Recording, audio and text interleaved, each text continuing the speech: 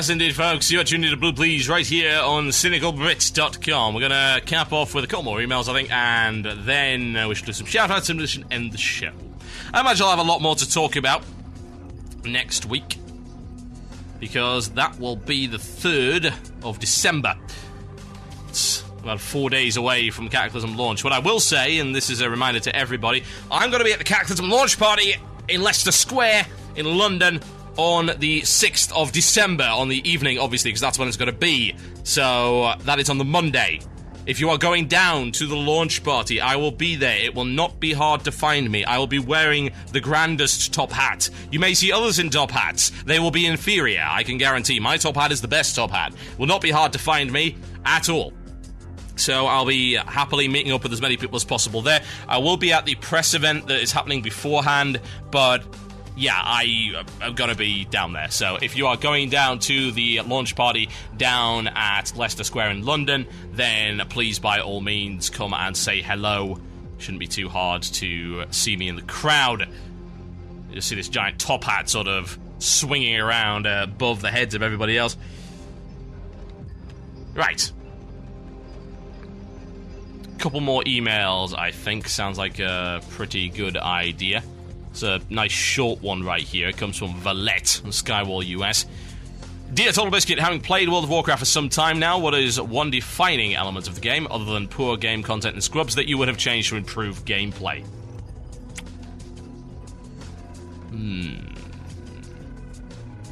It's a good question. I think the answer, honestly, would be to bring in multiple difficulty levels a hell of a lot earlier. And by multiple, I do not mean 2. I mean more than 2. I mean DDO level of stuff right here. As in the ability to enter a dungeon under multiple difficulty levels, perhaps even going to the point where you can possibly solo it. Now, you know, honestly, it comes down to thinking about exactly how the game would work. I mean, DDO, for instance, is a hell of a different game. You've got a option to solo a lot of content in DDO, right? You can solo dungeons and things like that, and that is a lot trickier to actually deal with, and that might not work within WoW. WoW doesn't work the same way. WoW is very firmly in the tank, healer, DPS holy trinity, as they call it. As to whether or not you could possibly put a solo mode in, I don't know, honestly. And bear in mind that you can chug potions and things like that in DDO to keep you alive. Whether or not there should be a Diablo-style chugging potion mode, maybe. There's just plenty of other MMOs that have done it. You know, maybe in the solo mode dungeon, you can buy these potions that only work in solo mode dungeons, and you chug them at a specific time. And yeah, it's like I said, it's doable, but what it comes down to is that for the longest time there have not been choices, and as a result of there not being choices, what we've had are giant swings in the way that content is designed, because Blizzard is designing content based on subscriber numbers and what they think the majority of their subscribers actually want in order to stay subscribed to their game. Now, if from the very start there were difficulty levels on almost everything, maybe, hell, you would even have heroic versions of quests, for God's sake, that are harder or have additional optional objectives, something that I've never actually seen within the game. I don't really know why that is. Think about that for a second. Why can't you have optional difficult objectives to quests that yield additional rewards? There are so many games that actually use that concept. You can link them into achievements, you can link them into extra loot, extra gold, extra experience. A lot of different MMOs do it. It's an extremely good idea, and again, that gives people a choice to do things in a different way, and maybe they want to do something in a more hardcore manner, maybe they want to make questing a little bit more difficult, and how they do it is by throwing in these additional optional objectives. That's something that exists in a wide variety of different games, both MMO and otherwise. Well, you can do the quest, but also if you do it this way and with a little bit extra, then we will give you extra loot, or we will give you something cool or whatever. Again, that integrating multiple levels of difficulty into every part of the game is what makes the game successful. It is the way.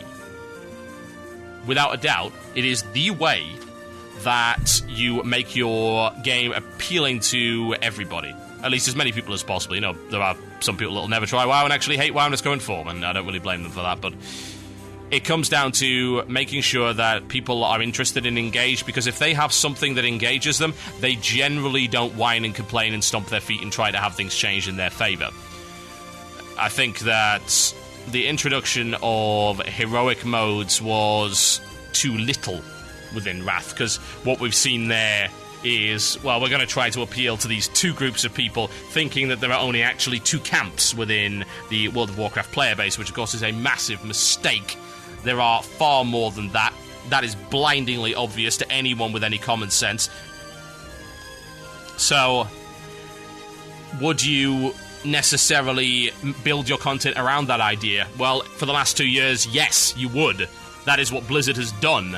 They've built their content around the concept that there are only two groups of people, and if you don't fall into those two groups, whether or not it be the people that just want to, struggle with the normal modes, who are very bad at the game, or people that deal with the heroic modes, which are often such a massive leap up in difficulty, obviously depending on what you're looking at, it does vary from boss to boss, but you've got these massive amounts of people stuck in the corner, and then you look at the idea of normals and heroics. Normals and heroics were actually introduced in TBC and not Wrath.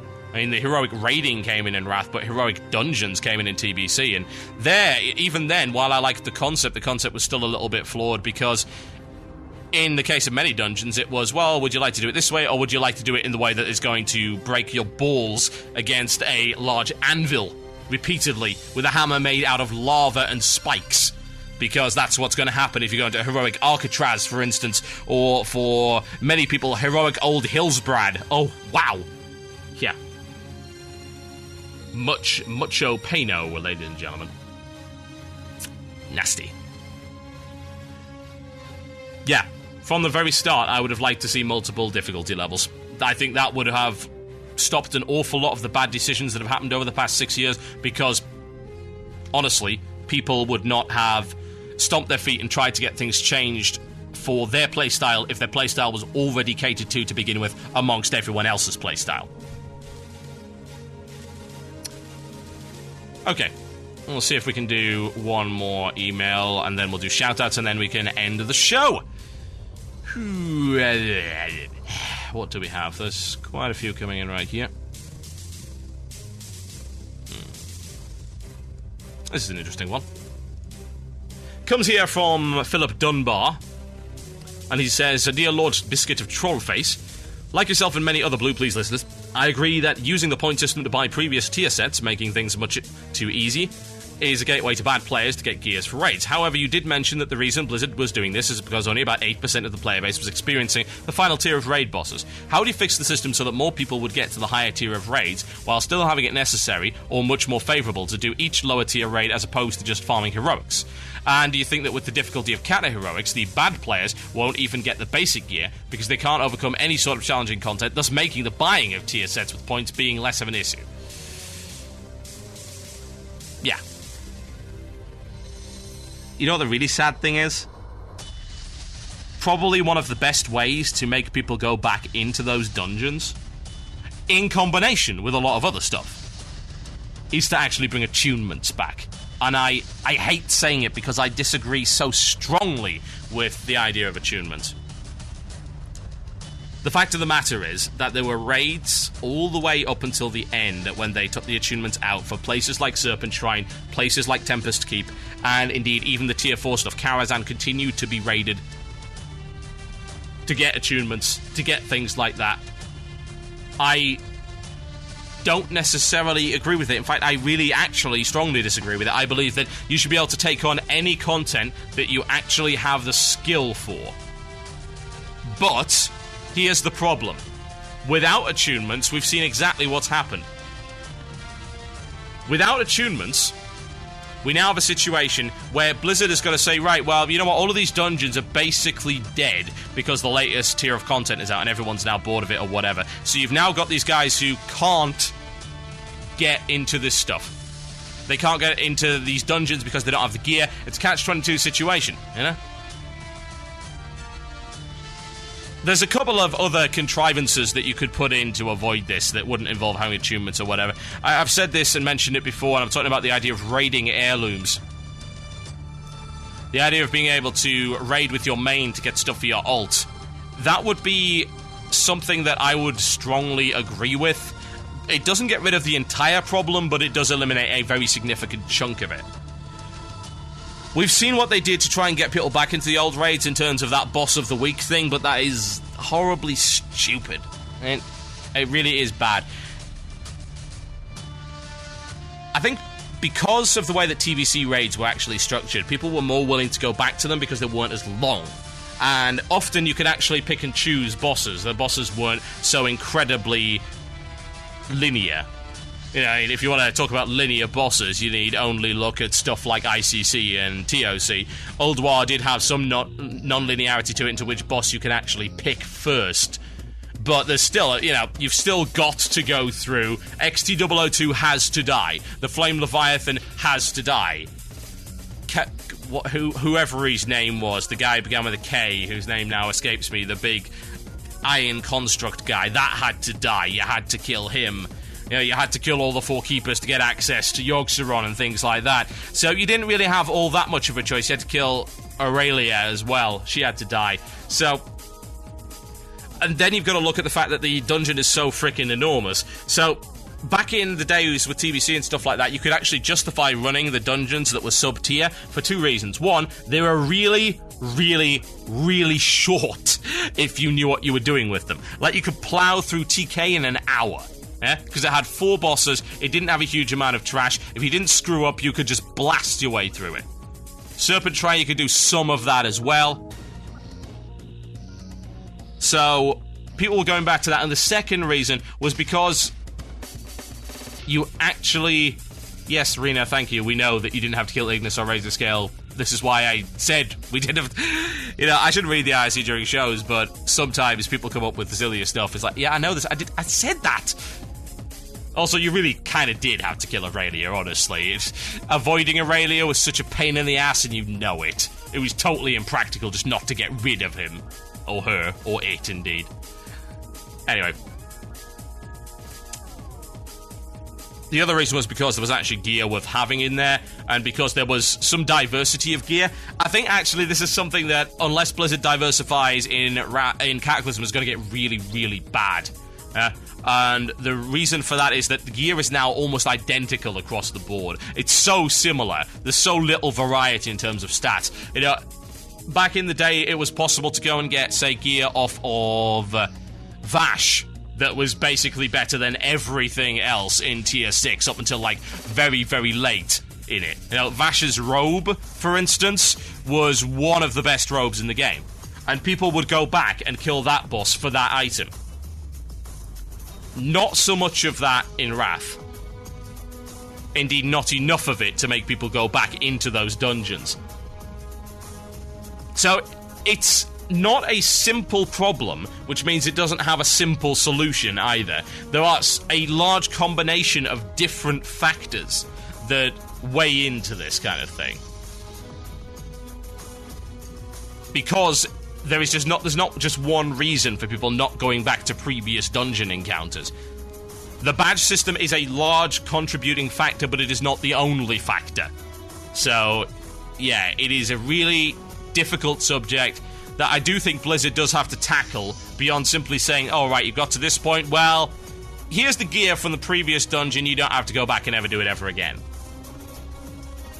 It's unfortunate.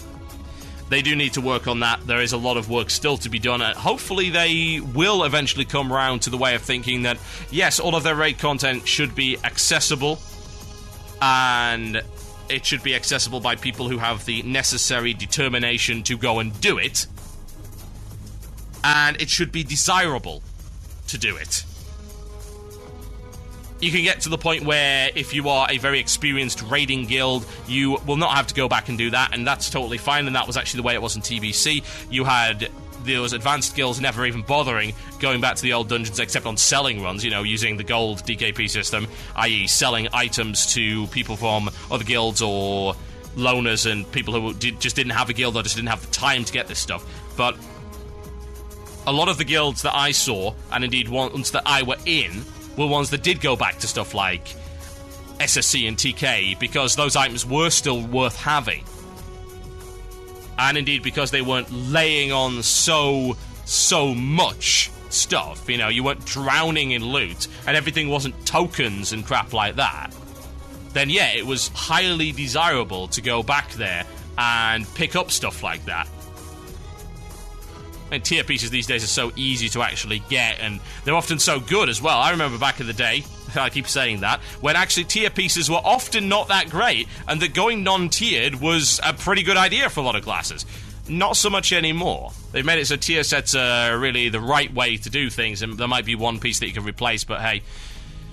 I think it's probably time for shout-outs, folks, isn't it? Let's do it. Email in to themurloc@gmail.com. That is themurloc@gmail.com with your shout-outs. Or you can PM me over IRC, irc.quakenet.org, #CynicalBrit. My name is, of course, Total Biscuit on there. And if you wish, you can drop me a tweet. I will do that as well. Next few minutes of the show, folks. Shout-outs, and then we shall end. Like I said before, I'm going to be working on another WoW video tonight. It is going to start off a Stone Talent leveling series, which I'm hoping people will very much enjoy. It is a good set of quests. There's a lot of cool stuff in there. It's a really cool zone. And I'll be looking to kick off Azeroth Daily within the next few days on the site once everything's sorted out. And I think you're going to enjoy that, or at least hopefully get a lot of information out of it. Send them in, folks. IRC via PM, please. PM. Shout out to Ninja Bear. Happy birthday, even though you missed it 2 weeks ago. That's from the Majin Trunks. A shout out to the League of Extraordinary Gentlemen, the first raiding division of Trollface, and everyone who's signed up for it. We're going to kick RC Cataclysm. Yes, indeed. One of many raiding divisions. I would like a shout out to my guild Lucid on Bone Chew US. That's from Derp. Giving Polyphony Digital for finally releasing Gran Turismo 5. That's from Arena. I mean, this is not like great, though. A shout out to Malvok, Arcane, and Secret Avatar, and to the traitor Secondax. That's from Nefarious. Ironic, really, that Nefarious would claim someone else was a traitor. A shout out to Day9's computer for having a reset on kick feature. That's from Ralph. Oh, dear. Dun. Yeah, we were all sort of laughing at the time, but that was actually really, really horrible, you know, and I would never wish that on anybody. Yeah. That's the kind of time where you need someone to get up and give some kind of grand speech to entertain the crowd, but for some reason it didn't happen. A shout out to me for getting my sunflower pet, despite all the annoying bugs. Sunflowers for the win, that's from Rogue Ganka. A shout out to Sapphire, Zadkiel, and the rest of Queensblade on Cult Harass.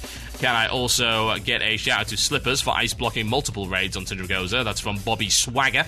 A shout out to the guys you done Star Battles on StarCraft 2 with. Yes, Ashbringer. We did a bit of a pub stomp earlier. That game usually lasts about 35 minutes. We ended it in 12. Yes. Yeah, pub stomping in that game is imbalanced. When the time comes, I'd like to give you a shout out to Bathed in Blood on Terracar. That's from Challenge. A shout out to the last week of Wrath. May it never darken our computers again. That is from Faust. And a shout out to Arthurs on the Maelstrom EU for beating the world record in Robot Unicorn Attack. That's from Donkatire? Yes, Donkatire by the looks of it. A shout out to Room Dogs, my guild from Arthur's server, that's from Morguile. And a shout out to my new guild, Opso Ordo Novus, on Garona US. Old friends hanging out together again, that's from Zeza. And a shout out to Terranus EU, Horny Angel, Islandi, and Blade Mage. That is from Aaron Knowles. A shout out to the Warlords of Oblivion and Karazhan EU from Cowtree, the level 80 Resto Druid. A shout out to Project, Azura, Asp, Tyler Terrible, Tyanin, Gotha, Serve, Chewed, Yowza, Naboo, and my love Axerend. That's from Ryanhead. Jesus. A shout out to Zanturi for being well on his way to becoming a great animator, and a shout out to Rhapsody of Fire on Bloodstock 2011. Yes, indeed. And a shout out to Aurelian on Bleeding Hollow, the greatest priest I know, my best friend. That's from Imralia. And a shout out to my brother Trankbar for getting his mage level to 80 finally. That is from Laced. And one more, a shout out to Steam for bridging the gap until Cataclysm by selling everything at stupid prices. That's from Salix. Ladies and gentlemen, I'm done for the evening. Thank you very much. You have, as always, been an awesome audience. I will see you next Friday, which is the 3rd of December. The same time, the same place, the same channel, right here on CynicalBrit.com. I'm going to go out on one more track from Machine Eye Supremacy. Why would I not? The name of this track is Rocket Dragon. And why not? My name is Total Biscuit. Check out the rest of my videos over at youtube.com/TotalHalibut. Thank you to those who donated. That is very much appreciated. That goes into the tip jar. Indeed, I have my new headset on its way. Thanks to that. Oh yeah, it's going to be killer, folks. I can guarantee it. Yes, indeed, folks. Blue Please will be cast on the same headset used by the WWE Wrestling Federation. Oh, yeah. That's going to be enjoyable. If it's good enough for Jerry the King Lawler, it's good enough for me. I'm out of here. Machine Eye Supremacy Rocket Dragon from their latest album, A View from the End of the World. Buy it on Amazon, iTunes, or wherever the hell, because it's amazing. Every track is a stunner. Good night.